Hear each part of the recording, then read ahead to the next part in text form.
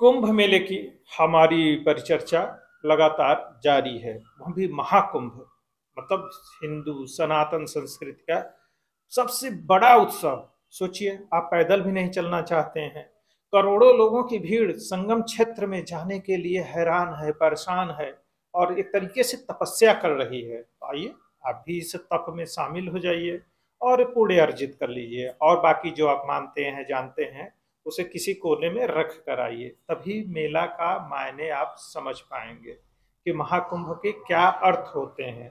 अब आते हैं कुछ विघ्न संतोषी हैरान परेशान लोग, जो इसी बात से परेशान हैं कि उनके राजनीतिक एजेंडे के हिसाब से सब कुछ सूट नहीं कर रहा है। उन्हें लगता है कि योगी मोदी को अब लीड मिल जाएगी, हिंदू एक हो गए।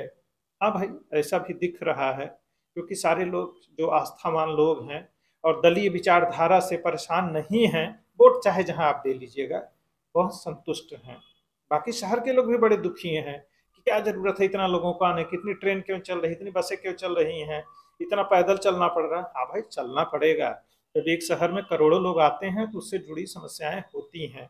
और ये धर्म क्षेत्र है, आप तपस्या करने आ रहे हैं तो थोड़ा सा कष्ट उठाइए और दर्शन करिए। अगर आप आस्था के साथ आते हैं, थोड़ा पैदल चलने के लिए तैयार हैं, 2-4 घंटे घूमना टहलना चाहते हैं, तो आइए। मेला में बहुत कुछ है देखने जानने के लिए। अपनी सभ्यता संस्कृति पर गर्व करने के लिए ढेर सारी चीजें आप देख सकते हैं।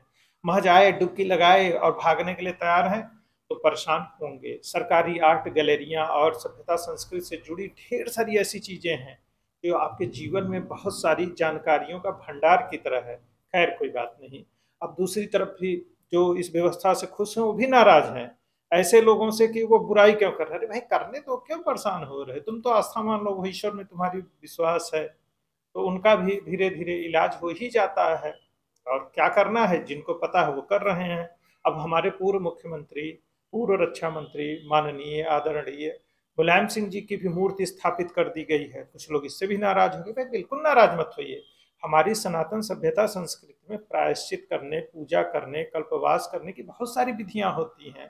ऐसे लोग जो इस संसार में अब नहीं हैं, उनका भी हम पिंडदान कर देते हैं, और हर हर साल अपने पितरों को पिंडदान करते हैं, जल देते हैं, उनके नाम पर श्रद्धांजलि अर्पित करते हैं, पूजन करते हैं।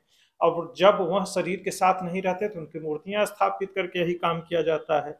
सोचिए, हमारे मुलायम सिंह जी अपने जीवन काल में शायद कल्पवास न कर पाए हों, इसके लिए सपाई और उनके परिवार के लोगों ने तय किया कि मेला क्षेत्र में उनकी मूर्ति स्थापित किया जाए, मतलब उनसे कल्पवास करवाया जाए। और संगम क्षेत्र में लोग आते ही हैं पुण्य कमाने के लिए, अपने जाने अनजाने में किए गए पापों का प्रायश्चित करने के लिए, और गंगा स्नान करके उससे वो मुक्त हो लेते हैं कि अब माँ संभालो, अब हम नया जीवन शुरू करने जा रहे हैं। तो इस जीवन में अगर कुछ अच्छा नहीं हुआ तो अगले जीवन में अच्छा होना चाहिए। आप इस बात को ऐसे भी तो देख सकते हैं। तो ऐसे जितने भी लोग धुर हिंदू विरोधी और आस्थावान नहीं थे, उनको इस तरह के काम करने चाहिए। और हमारे सपा के लोगों ने पूरी तरह से धार्मिक तरीके से काम किया है और उन्हें सनातन की परंपराओं का अच्छा ज्ञान है, इस बात में भी कोई संदेह नहीं है। और हमारे सपा के लोग पूरी तरह से सनातनी हैं, यह बात साबित होता है। तभी उन्होंने सपा के संस्थापक आदरणीय मुलायम सिंह यादव जी को मूर्ति यहाँ स्थापित की, जो प्रायश्चित और कल्पवास के सर्वाधिक मान्य तरीकों में से है। इसके लिए सपाहियों को बधाई कि वह सनातन की इस परंपरा को इस तरह से स्वीकार कर रहे हैं और लोगों के सामने ला रहे हैं। इसके लिए भी उन्हें धन्यवाद।